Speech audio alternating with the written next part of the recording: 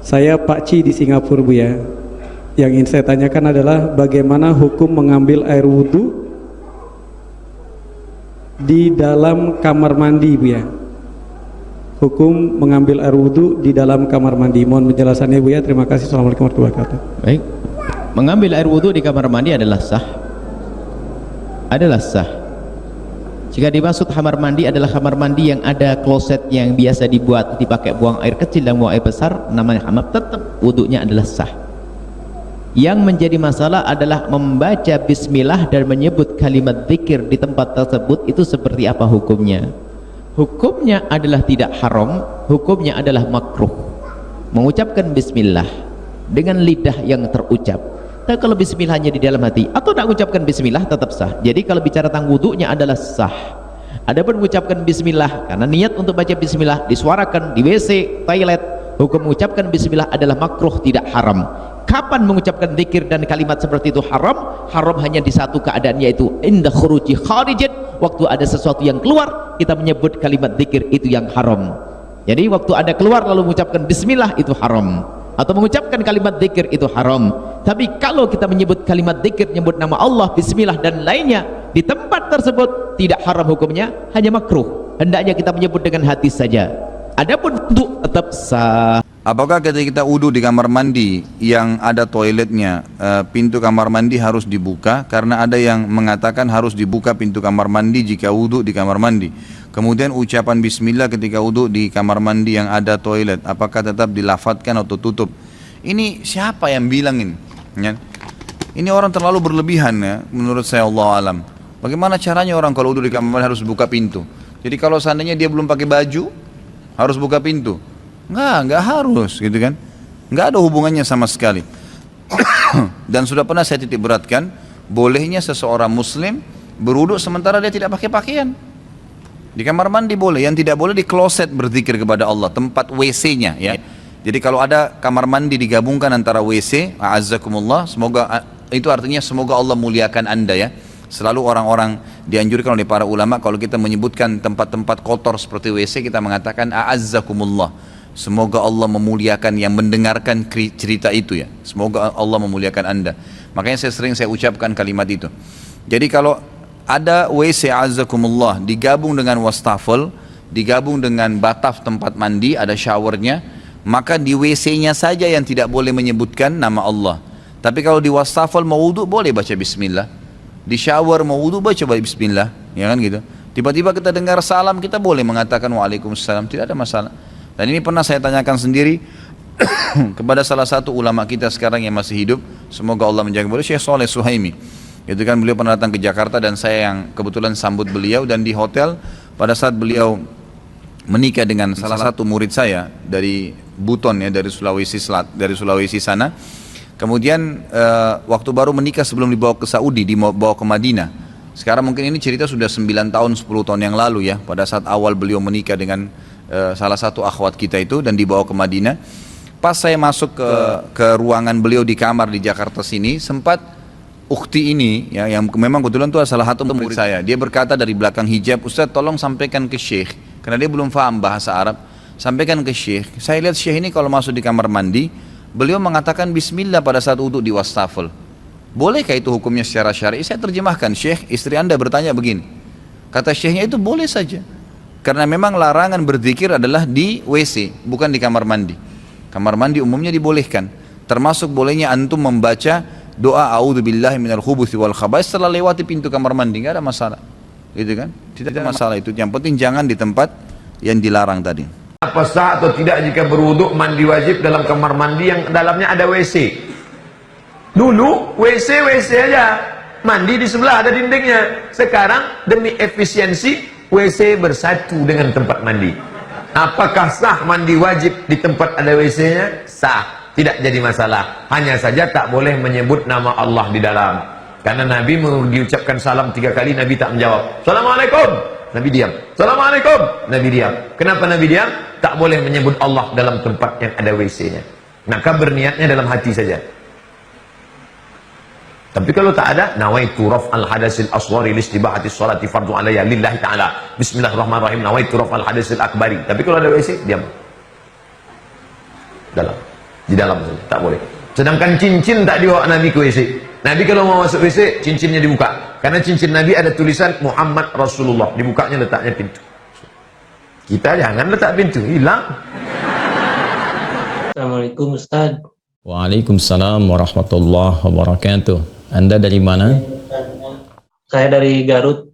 Dari Garut. Baik. Semoga Anda dan keluarga mendapatkan rahmat dan ridha Allah Subhanahu wa taala, dan semoga percikan rahmat dan ridha itu diberikan juga kepada kita semuanya. Dipersilahkan. Ingin bertanya tentang tempat wudhu Pak Ustaz. Ya. Ya misalkan di rumah kan terkadang tempat wudhunya itu menyatu dengan toilet WC. Nah itu bagaimana, apakah Islam memandang tentang itu? Baik. Terima kasih Mas Wildan, dan pertanyaan ini barangkali juga mewakili pertanyaan dari saudara-saudari kita yang lain terkait dengan hal yang dimaksudkan. Idealnya memang tempat wudhu itu berpisah dengan toilet. Mengapa? Karena di dalam tempat wudhu itu kita juga menyertakan ya berbagai macam kalimat-kalimat thayyibah yang mengiringi proses wudhu, baik sebelum ataupun setelah wudhu itu dilangsungkan. Ya, bukankah kita saat berwudu kan mengucapkan bismillahirrahmanirrahim, kan? Sebagai mula kita mengerjakan segala kebaikan dengan dasar yang Nabi sabdakan, kullu amrin tibalin la yubda'u fihi bismillahirrahmanirrahim fahuwa abtar. Dan itu juga sebagai ekspresi ungkapan gambaran atas niat yang kita tujukan dari wudu itu, kita arahkan untuk mendapatkan ridha Allah Subhanahu wa taala. Kemudian juga di akhir wudu kita juga kan berdoa, ya kan, dengan mengucapkan syahadatain, syahadu an la ilaha illallah, syahadu anna muhammadar rasulullah. Kemudian kita mengatakan Allahumma ja'alni minat tawwabin wa ja'alni minal mutatahhirin. Kalau kita mau kemudian tambahkan juga dengan doa wa ja'alni min ibadikas salihin. Nah, sedangkan kalimat-kalimat thayyibah yang berupa permohonan-permohonan doa dalam kebaikan ataupun menyebut asma-asma yang mulia, nah itu kan umumnya tidak diutarakan saat kita berada di dalam toilet, ya, karena toilet punya sifat tertentu. Ya, sifatnya hanya untuk menyalurkan atau membuang hadas, baik yang sifatnya kecil ataupun juga besar, dengan cara-cara tertentu yang boleh jadi juga melahirkan najis. Sedangkan wudhu itu ya tidak seketika juga menyatu dengan menghilangkan najis. Bisa jadi hanya hadasnya saja, belum tentu ada najisnya, gitu kan. Sedangkan kalimat-kalimat thayyibah sangat tidak disukai diungkapkan dalam keadaan-keadaan kita masuk toilet. Karena itu saat masuk toilet kita kan berdoanya doa memohon perlindungan kepada Allah dari godaan-godaan setan yang berkumpul di tempat-tempat yang buruk, ya, seperti toilet dan semisalnya. Allahumma inni a'udzubika minal khubuthi wal khaba'ith. Nah, kemudian ketika kita keluar, kita kan beristighfar tuh. Ghufranak, gitu kan, ghufranak, mohon ampunanmu ya Allah. Nah, ada yang mendetilkan itu, kenapa kita minta ampunan ketika keluar? Karena kita menahan diri dari pengungkapan kalimat thayyibah yang biasanya kita ucapkan di setiap tempat, gitu kan, istighfar, sholawat dan sebagainya. Nah, ketika itu terputus saat masuk toilet, ya, seakan-akan ada sifat tawadhu, kita memohon ampunan karena nggak mampu mengungkapkan, karena itu tempat yang tidak pantas, gitu kan, diungkapkan itu di tempat yang tidak sesuai. Maka ketika keluar kita mengatakan ghufranak kalau ada hal-hal yang tidak tepat di dalam dan tidak mampu mengerjakan hal yang biasa kita kerjakan. Itu adab saja, takdib di dalamnya. Nah, karena alasan inilah akan lebih bagus kalau tempat wudhu itu bisa terpisah sendiri dengan toilet, sehingga nanti kesempurnaan hal-hal yang mengiringi bisa dilakukan. Bila pun memang keadaannya tidak memungkinkan dan hanya ada itu, dan bisa didapatkan di dalam berbagai kondisi, ya, Anda ke mall misalnya kan, tidak ada tempat spesifik wudhu, taruhlah gitu, demikian kondisinya, atau bahkan dalam kondisi tertentu, bahkan saat haji atau umrah yang begitu padat tempat wudhunya misalnya, dan Anda hanya menemukan ada toilet tapi ada keran yang disiapkan terpisah, gitu kan, di dalamnya itu. Nah, ini kondisi-kondisi demikian masih memungkinkan. Ya, jadi kalau ada kondisinya sifatnya tidak terpisah keadaan tempat wudhunya, maka tidak ada masalah ketika Anda berwudhu dalam keadaan juga menyatu tempatnya dengan toilet, karena kaidah juga mengatakan ad-daruratu tubihul mahdharat. Kondisi-kondisi yang mendesak itu, kondisi-kondisi yang tidak biasa itu membolehkan, bahkan yang terlarang pun asalnya diperkenankan. Nah, ini kan sifatnya tidak terlarang, hanya tidak disukai gitu kan, makruh sifatnya, nggak ada nas haram di dalamnya, tapi sifatnya tidak disukai. Tidak disukainya itu karena kita tidak bisa mengungkapkan hal-hal baik yang mungkin kita bisa lakukan ya saat kita berwudu. Jadi kita berdoa harus keluar dulu setelah selesai wudu gitu kan, baru kemudian kita bisa berdoa. Ataupun bismillahirrahmanirrahim hanya kita bisa ungkapkan dalam hati, nggak bisa kita lafadzkan gitu kan. Doa-doa pun kita iringkan di dalam hati. Nah itu hal-hal yang menjadikan kita kemudian tidak maksimal. Pun demikian juga ada satu kondisi lain, itu kan tempat berkumpulnya setan di tempat-tempat yang kurang bagus itu, sehingga godaan-godaan saat berwudu dan sebagainya, nah itu kadang-kadang lebih banyak. Nah ini tentunya juga di satu sisi tidak berlaku juga ya kondisi ini saat misalnya kalau mandi besar, kadang-kadang kan juga tempatnya menyatu juga dengan toilet, kan mandi besar juga berlangsung wudu di dalamnya, gitu kan?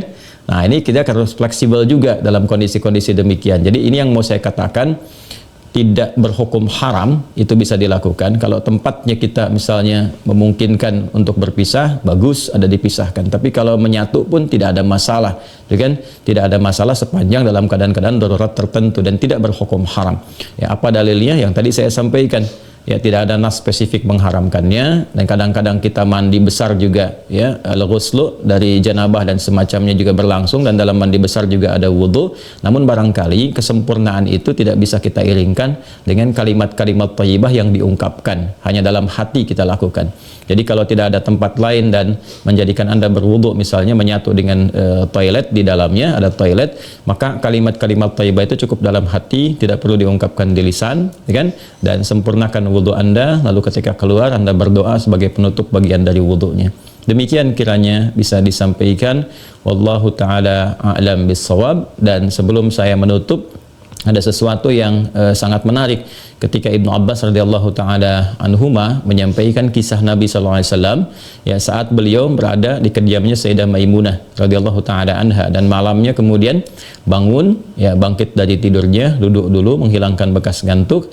Nah ini ditemukan di Sunan Abu Daud nomor hadis 1367.